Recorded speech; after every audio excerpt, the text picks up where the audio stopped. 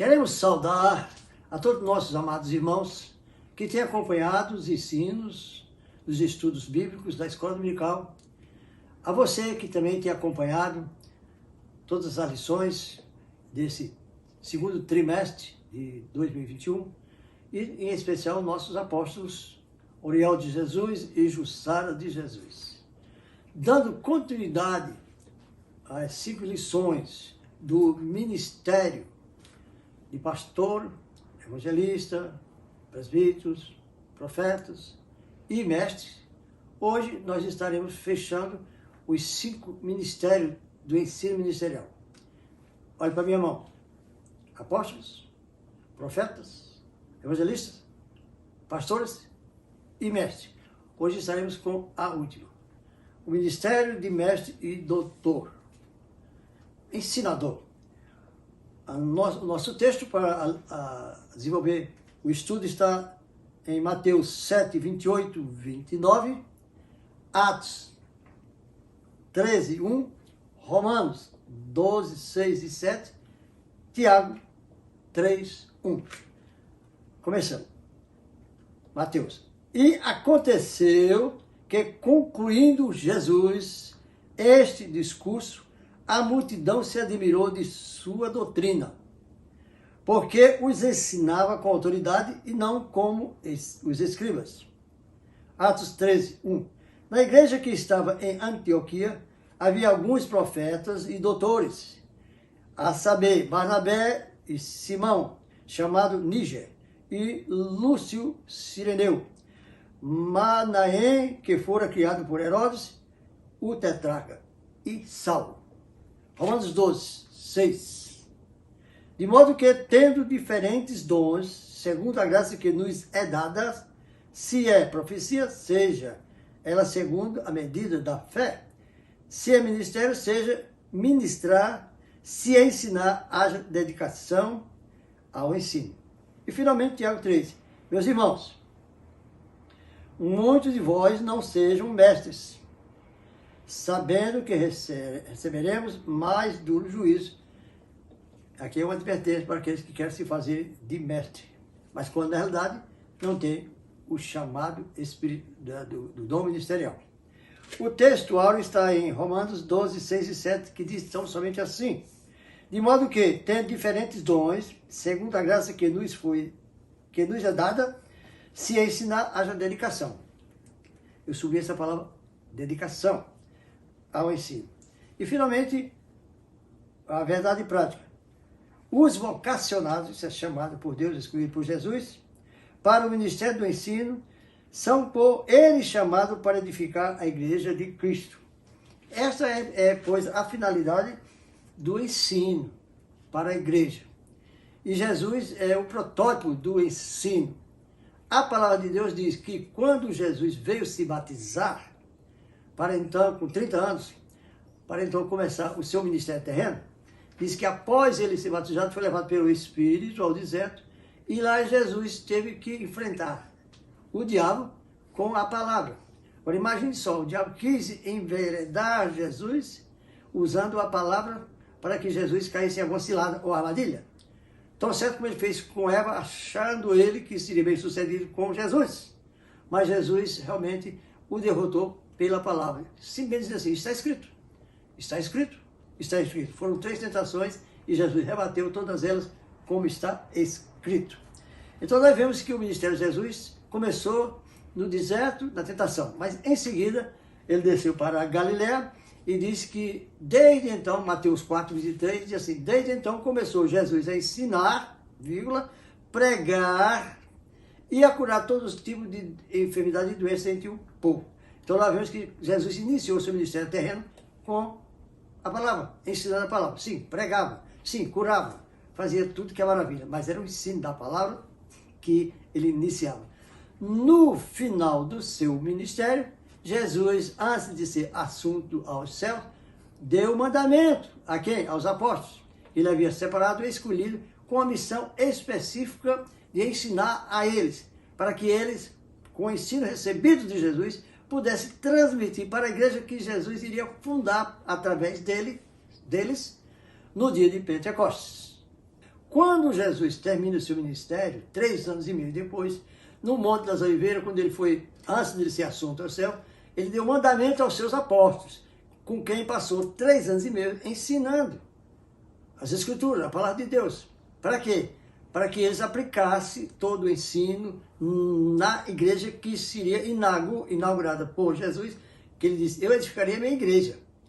E eles seriam essas pessoas encarregadas de implantar a igreja no dia de Pentecostes.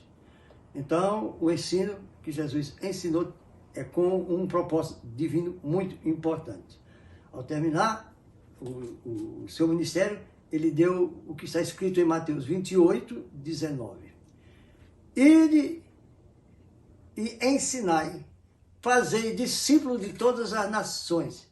Esse fazer discípulos significa mestres, ensinadores, multiplicadores. Assim como Jesus ensinou para eles, eles agora deveriam ensinar para esse ministério do ensino. Não é especificamente o ministério da pregação. O ministério da pregação está dentro desse mesmo contexto, dessa ordenança ou desse mandamento que Jesus deu aos seus discípulos no Monte das Oliveiras, quando foi assunto ao céu. Está em Marcos 16, 15. Ide, veja que é o mesmo ide. Os dois juntos é uma coisa só. Está colocado separado por Mateus e por Marcos. Mas em Marcos, ide e pregai esse evangelho a toda a criatura. Quem crê e for batizado será salvo. Então você vê que o mandamento é sobre o ensinamento que o colégio apostólico, que ficou 3 anos e meio assumindo todos os ensinamentos, para depois colocá-los na igreja primitiva. Dito isso, veja a importância, nunca foi tão necessário como hoje, nos dias de hoje, que a igreja investisse na figura do mestre, do doutor, do professor cristão. Quando o crente é ensinado a estudar a Bíblia, ele passa a compreender a vontade de Deus e para se relacionar com o mundo secular, esse mundo que jaz o maligno. E levar essa palavra de maneira compreensível para não correr o risco de sofrer prejuízo espiritual para o rebanho, para quem é ensinado. O ministério do ensino da palavra é primordial para a igreja. Volto a reforçar. É tão importante a função do mestre na igreja que as Escrituras declaram que ele, o professor, o mestre, deve esforçar-se intelectualmente para exercer tão nobre função. Isso é, ele tem que se esmerar nas Escrituras. Em Salmo 1 diz que devemos meditar na palavra de Deus de noite e de dia. Para quê? Para poder, assim, receber um maior conhecimento. Paulo fez essa recomendação a Timóteo. Timóteo 4,3, Paulo diz para Timóteo: persiste em ler e exortar e ensinar até que eu vá. Então, nós sabemos que Timóteo é um discípulo que recebeu os ensinamentos de Paulo, assim como Paulo recebeu de Jesus diretamente no deserto da Arábia. Paulo recebeu 3 anos e meio. Tópico número 1 do nosso estudo. Jesus, o mestre por excelência. E o ponto número 1 desse tópico 1 é o mestre da Galileia. Percorreu Jesus por toda a Galileia, ensinando na sinagoga e pregando o evangelho do reino. É o que eu acabei de ler. O ministério de Jesus e os seus ensinos era inflamado pelo amor. Sim, tem que ter amor no que se faz para Deus. E notadamente do ensino.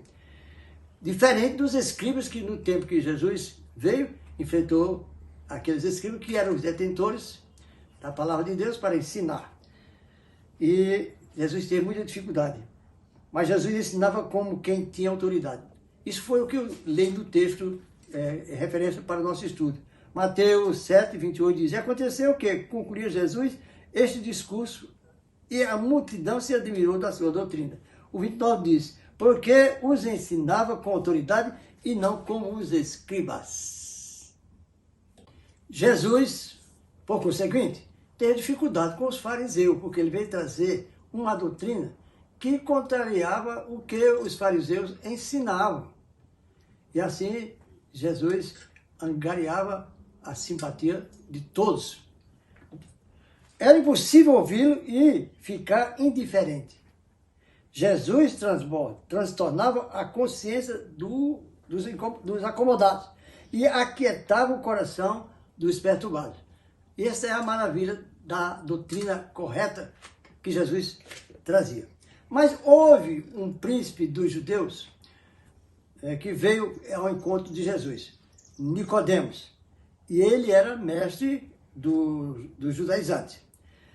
Ele conhecia a escritura hebraica e reconheceu em Jesus que ele era um rabi, isso é, mestre por excelência.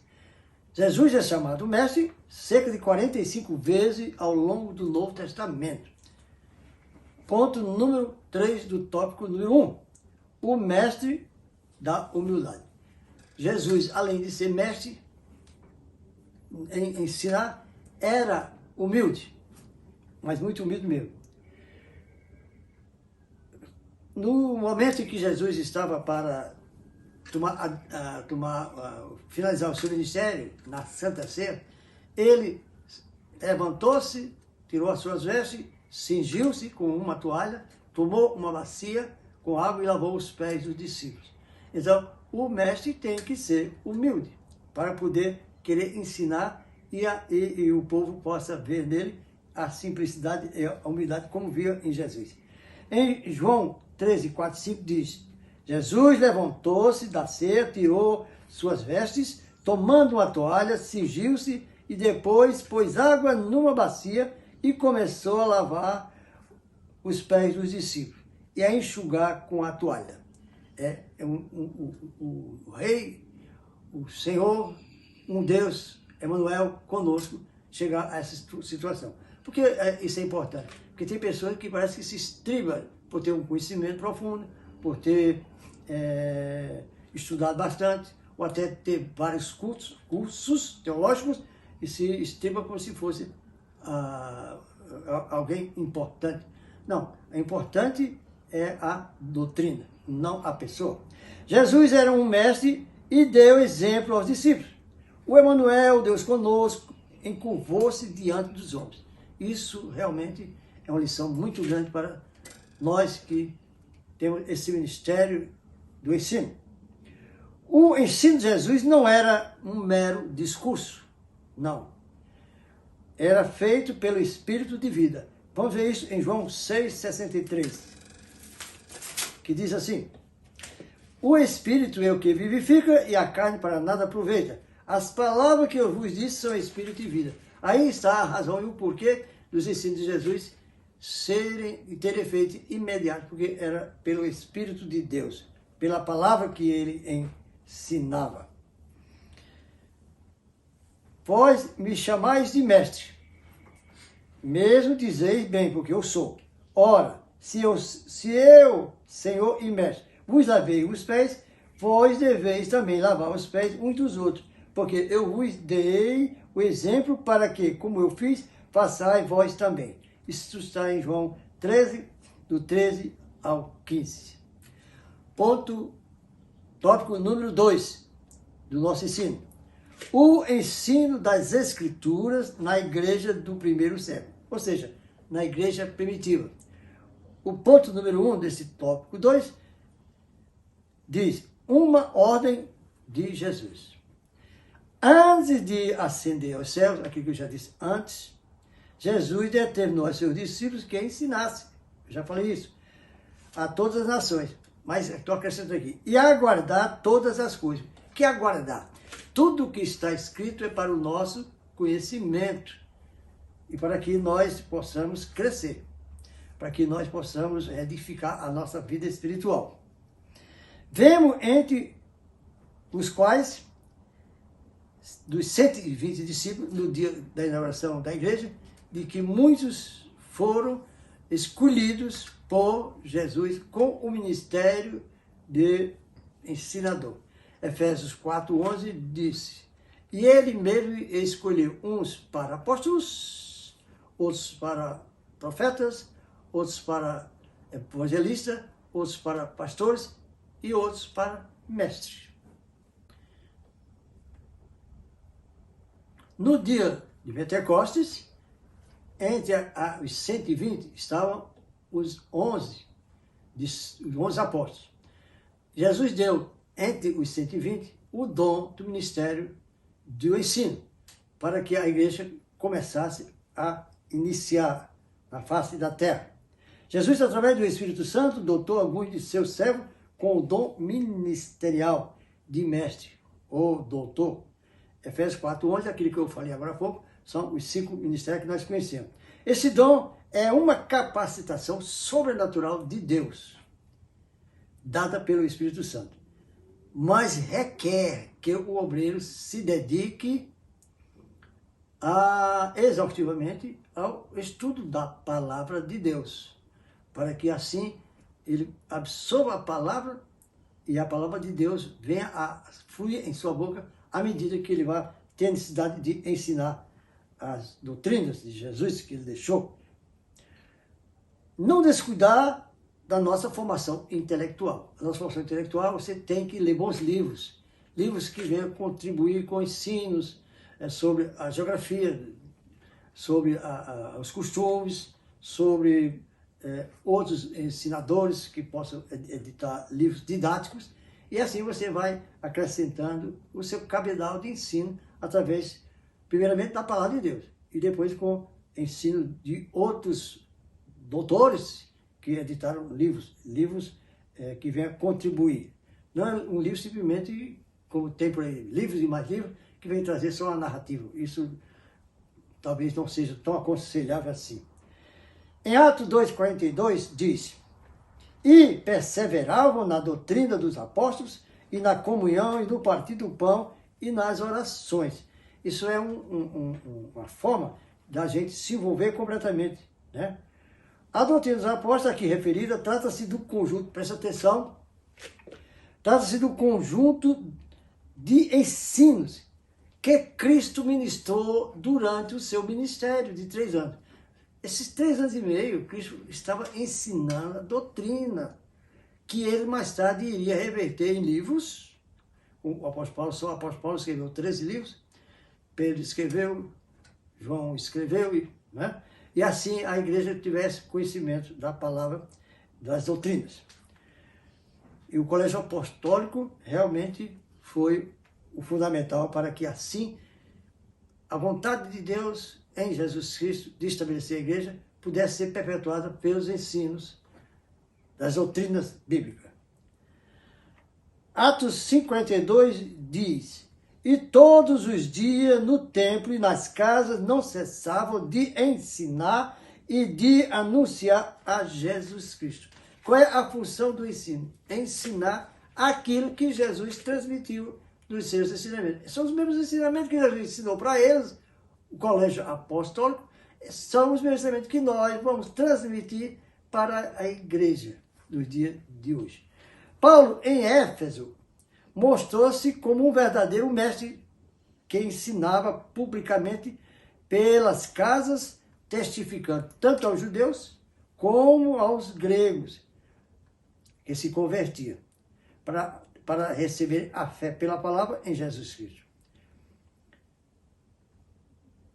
O desejo de Paulo era levantar mestres para que assim pudesse a igreja dar continuidade, porque ninguém é eterno nesta vida. Nós temos que ir passando, assim como os 12 apóstolos foram passando, hoje são 2000 anos, e os mestres de hoje são os mesmos, para dar as mesmas doutrinas, pelo mesmo Espírito, através do estudo sistemático da palavra de Deus, e assim poder ensinar os outros. Atos 13:1. E na igreja que estava em Antioquia, havia alguns profetas e doutores, a saber, Barnabé, Simeão Níger, Lúcio e Manaém e Saulo. Então, eram homens, além de apóstolos, alguns, mestres na palavra de Deus. Com isso, meus irmãos, nós vemos até aqui que o ensino na igreja do primeiro século foi ordenado por Jesus para os apóstolos ensinarem persistentemente. Repita a palavra persistentemente. O ensino é a coisa mais fundamental da igreja. E a igreja necessita disso para poder desenvolver, tá certo? o ministério da palavra. A doutrina dos apóstolos, que é o tema principal da igreja do Cristo vivo, é justamente as doutrinas que ele levou 3 anos e meio para ensinar aos seus apóstolos. É esse conjunto de ensino de Cristo, por ele formou constante e eficaz para o crescimento da igreja. Esse ensino tornou-se constante e eficaz para conduzir a igreja. Por isso, chama-se de doutrina. É o sangue que corre no corpo e vai pelas veias para que haja vida no corpo. A doutrina bíblica pentecostal, por que eu falo pentecostal? Porque foi no dia dos apóstolos que Jesus deu uns para mestre e eles receberam. Mas aprenderam durante 3 anos e meio com Jesus no seu ministério terreno. E assim, a igreja não pode dispensar nem desprezar o ensinamento da palavra de Deus. Notamos que existe uma dificuldade numa boa maioria dos crentes para o ensino. Há uma resistência quase que natural quanto ao ensino. O crente está bem disposto a vir todos os domingos, cumprir o que está escrito em Romanos 12, 1 e 2. Apresentai vossos corpos como sacrifício vivo, santo e agradável a Deus, que é o vosso culto racional. E o crente não falta aos cultos familiares, né? O culto da família, aos domingos. Mas será que é só isso? Há alguns crentes que ficam só nisso. Mas como é que fica o ensino? Existe uma escola dominical. Quer dizer, a pessoa recebe o ensino da pregação, recebe a pregação do culto e recebe o ensino que é efetuado pela então chamada escola dominical. E a escola dominical é responsável pelo ensino. Assim o crente será completo no seu entendimento e no seu crescimento espiritual. O tópico número 3 diz assim, o título: a importância do dom ministerial de mestre ou doutor. E o ponto número 1 do tópico 3 diz, uma necessidade urgente da igreja. Esse ponto é muito importante. Uma necessidade urgente da igreja. Que necessidade a igreja tem? Urgente. A do ensino da palavra de Deus. Para o ministério do ensino ser eficaz na igreja local, é preciso haver pessoas vocacionadas. Lembre-se que não são todos os crentes que Jesus deu uns para mestre. É uns, não são todos. Né? Vocacionados. Não são todos obreiros, que reúne condições exegéticas, históricas, literais da Bíblia Sagrada para poder se tornar um mestre e prover ensinos bíblicos.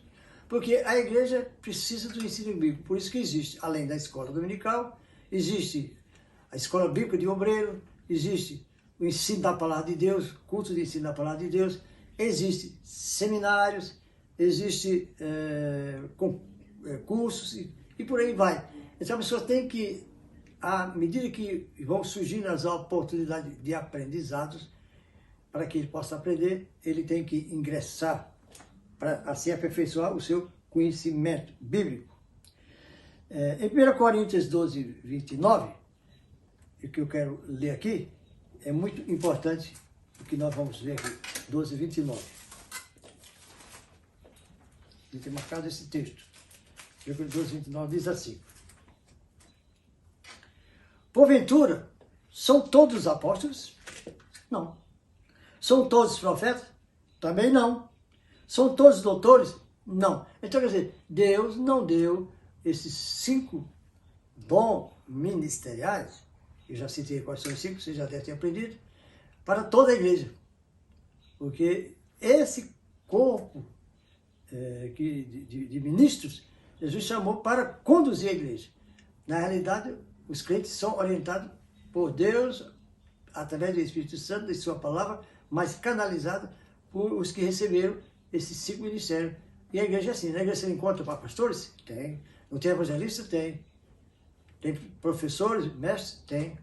Tem profetas? Tem. Então, a igreja é um organismo vivo e esses homens são instrumentos vivos na mão de Deus, para fazer então a obra que Deus quer para o crescimento da igreja. É necessário Deus conceder o dom a determinadas pessoas para o exercício desse ministério. Às vezes, acontece que por absoluta falta de preparo de obreiros, vou dizer nem de crentes, vamos lá de obreiros, diretamente de obreiros, vemos superficialidade bíblica no ensino. Isso traz o aumento do engano de falsos doutores, de falsos mestres, de falsos pregadores, que vêm anunciar a palavra de Deus, de forma que ela não é a expressão da verdade. Em 2 Pedro 2:1-2, diz assim, 2 Pedro 2:1-2, e também houve entre o povo, no começo da igreja primitiva, vou repetir, e também houve entre o povo falsos profetas, como entre vós haverá também falsos mestres. Então nós não estamos ilesos de ter falsos mestres, que induzirão encobertamente heresias de perdição e negarão o Senhor que os resgatou, trazendo sobre si mesmo repentina perdição. É triste para quem aceita falsos ensinamentos. O verso 2 conclui: e muitos seguirão as suas dissoluções, pelos quais será blasfemado o caminho da verdade. Não há verdade, ensino falso. Só a palavra de Deus é a expressão da verdade. Por isso Jesus repete nos seus ensinamentos, nos seus sermões, nas suas pregações: em verdade vos digo. Quer dizer, há uma verdade única, que é a palavra de Deus. Em Oséias 4:6, nós vamos ver que desde o Antigo Testamento, então o povo tem desprezado a palavra de Deus. E por isso teve resultados muito ruins para a sua vida futura. O que é que diz Oséias 4:6? Diz assim: o meu povo foi destruído porque lhe faltou conhecimento. Porque tu rejeitaste conhecimento, também eu te rejeitarei, para que não seja sacerdote. Sacerdote quer dizer ensinador, ou mestre no dia de hoje. Diante de mim, visto que te esqueceste da lei, a palavra, né, do teu Deus, também me esquecerei de teus filhos. Então Israel hoje são os filhos do tempo dos judeus, do tempo do profeta Oséias. Então foi destruído, porque eles hoje estão aí separados de Deus e aguardando Jesus voltar para ter uma segunda chance e misericórdia para poder fazer parte do reino de Deus. Por isso, meus irmãos, é importante o ensino. Desde o Velho Testamento, Deus vem alertando o seu povo, levantando seus profetas. E hoje, eu estou aqui como um mensageiro de Deus para trazer esse alerta do ensino da palavra de Deus. Tópico número 2, ponto número 2 do tópico número 3. A responsabilidade de um discípulo contínuo. Eu já disse inicialmente que o discípulo, quando Jesus disse fazer discípulo, esse discípulo quer dizer pessoas envolvidas com a capacitação do ensino, para ensinar. Porque para pregar o evangelho a toda a criatura e expandir o evangelho em todo o mundo, são os discípulos propriamente dito. Não são os apóstolos, não são os que têm o dom ministerial de ensinador. Por isso, a responsabilidade do discipulado é contínua. Nós temos que estar fazendo mestre e mais mestre, ensinando e ensinando. Para a igreja, o corpo de Cristo, manter a sua fé e perseverar até o fim para a sua salvação. Jesus chamou-nos para ser os seus discípulos. Aqueles que têm o ministério do dom de ensino, por toda a vida. O que ensina, instrui os crentes para a maturidade da fé. Então, imagine se nós não tivéssemos um hospital e não tivesse os médicos para tratar dos doentes. Imagine se a igreja não tivesse o ministério do ensino para ensinar os crentes, meu Deus, a santificar a sua vida, a manter a sua fé, a ter temor de Deus, a prosseguir a sua jornada até a volta de Jesus, ou quando ele chamar, como diz a palavra de Deus. Em 1 Timóteo 4,13, diz assim: quando vieres, Paulo, falando a Timóteo, traz-me a capa que deixei em Troades, em casa de Capo, e os livros, principalmente os pergaminhos. Olha, nós estamos vendo aqui que Paulo, ao seu discípulo Timóteo, está dizendo que ele, propriamente dito, Paulo, precisava dos ensinos, pergaminho, e necessitava dos livros. É aquilo que eu falei também anteriormente, nós precisamos não só estudar a Bíblia, meditar na Bíblia, mas também ler livros didáticos, livros que venham acrescentar ensinamentos e conhecimento de tudo que o homem precisa ter conhecimento da vida, na vida terrena. O ministério do ensino deve ser eficaz na igreja, sim. Precisa haver pessoas vocacionadas e dedicadas, que se esmerem em ensinar.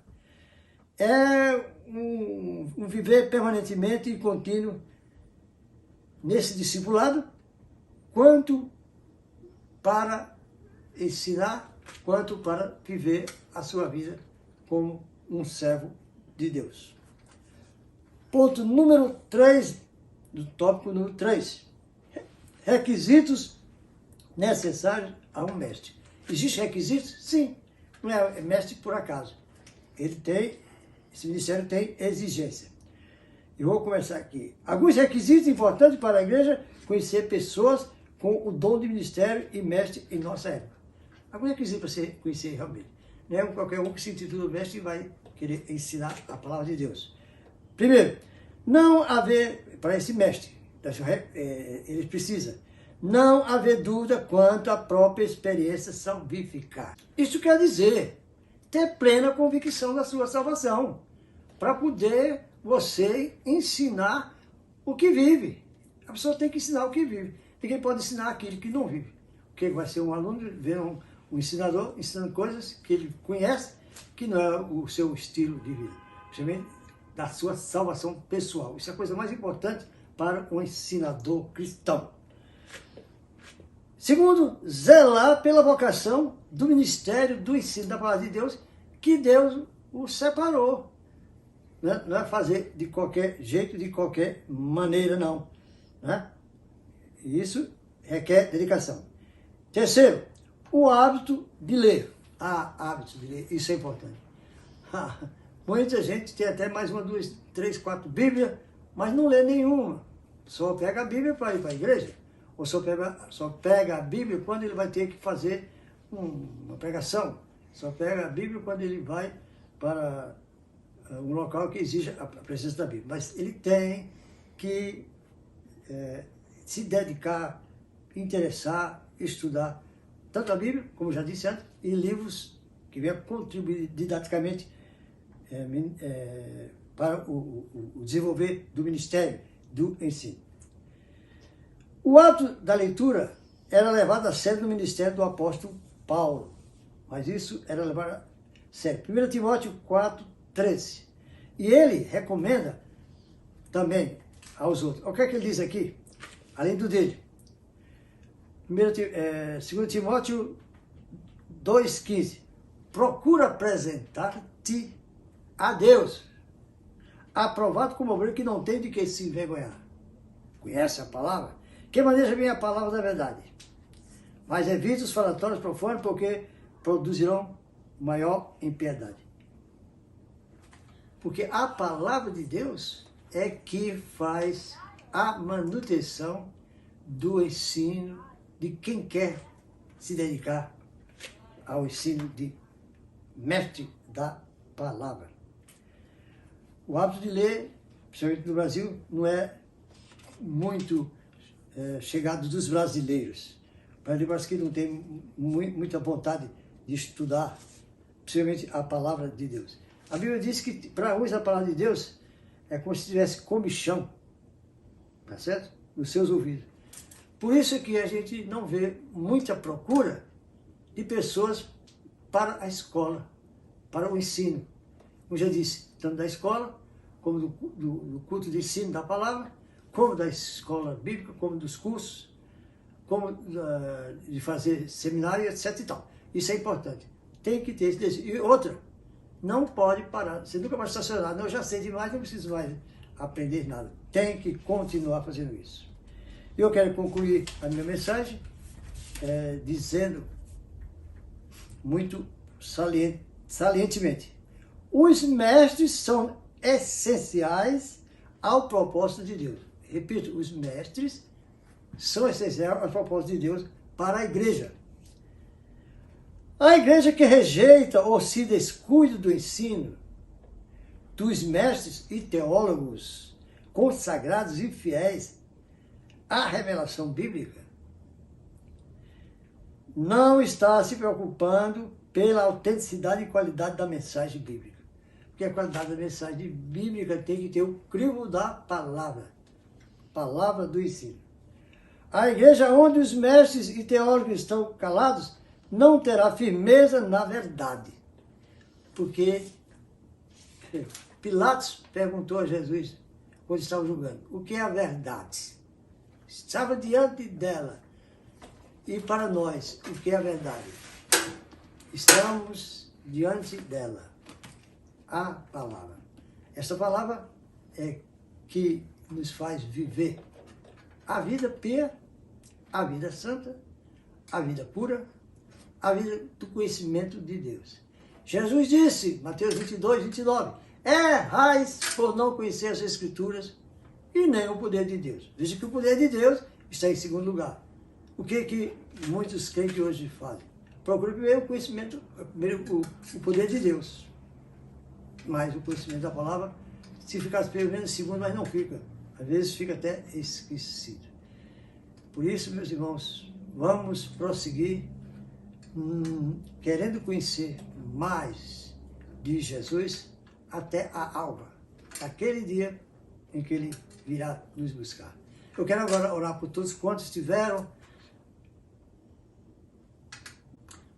Vamos orar a Deus, agradecer por esse tempo que estivemos diante do Seu Espírito, que tem nos trazido esse conhecimento da nossa maior necessidade.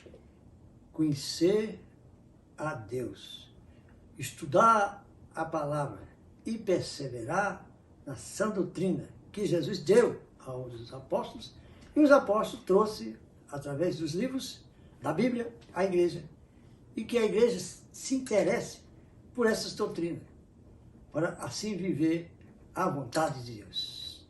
Curva minha cabeça, eleva meu pensamento ao trono da graça de nosso Deus e ora assim. Ore comigo. Senhor nosso Deus, nosso Pai, em nome de Jesus estamos diante da Tua augusta presença para Te agradecer por esses momentos que estivemos recebendo a ministração da Tua palavra, para o ensino, o conhecimento do que o Senhor tem de melhor para a nossa vida. Obrigado, Pai amado, pelos textos que foram lidos. Obrigado, Senhor, pelo Teu Espírito ter falado, aquecido o nosso coração para compreender a Tua palavra. E como ela diz, também para não pecar contra Ti. Guardei a Tua palavra no meu coração para não pecar contra Ti. É um dos efeitos e outros mais que a palavra de Deus, só a palavra de Deus traz, meu Pai, para cada um dos que ouviram a Tua palavra atentamente. E que desperte o Espírito de Deus, eu te peço, no coração de cada um, que não tenha o desejo nem o costume de se interessar por estudar a palavra, de ir à igreja para aprender a palavra, de fazer, Senhor, cursos, estudar, enfim, meditar, e assim, sucessivamente. Abençoa cada um, para que assim ele possa, a partir de hoje, mudar a sua forma de viver e aprender mais de Ti. Em nome de Jesus, e todos dizem amém. Quero também agora convidar você para que na próxima semana possamos estar juntos para mais um estudo da Palavra de Deus. Desejo ardentemente que você tenha um final de semana, que encerra a próxima semana, cheio de plena paz, felicidade, e que a paz de Deus fique no seu coração, lhe dando o gozo e o prazer da vida que Jesus lhe deu. Até lá, que Deus abençoe.